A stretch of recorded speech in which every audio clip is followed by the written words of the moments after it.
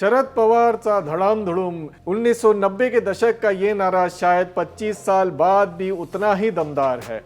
महाराष्ट्र के विधानसभा चुनाव में जीत भले ही बीजेपी शिवसेना गठबंधन की हुई हो, पर राष्ट्रवादी कांग्रेस पार्टी के मुखिया शरद पवार ने साबित कर दिया कि जंग के मैदान में कभी मराठा क्षत्रप को हल्के में नहीं लिया जा सकता। और क्यों नहीं, पवार साहब ने सिर्फ अपनी ही पार्टी का नहीं बल्कि पूरी विपक्षी कमान संभालकर बीजेपी सेना को कड़ी टक्कर दी। याद कीजिए वो सातारा की रैली जहां भारी बारिश पड़ती रही।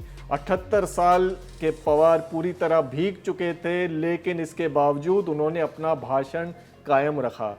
उस भाषण में पवार ने सातारा की जनता से माफी मांगी कि उन्होंने उदयनराजे भोसले जैसे नेता को लोकसभा का टिकट दिया।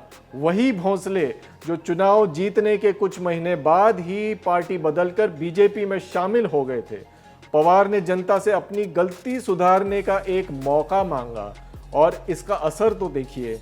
सातारा में एनसीपी की भारी जीत हुई है, उदयनराजे भोसले की हुई है हार। पर बात सिर्फ सातारा की नहीं है। पवार के गढ़ पश्चिमी महाराष्ट्र में एनसीपी ने 25 से ज्यादा सीटें जीतकर बीजेपी को पीछे छोड़ दिया।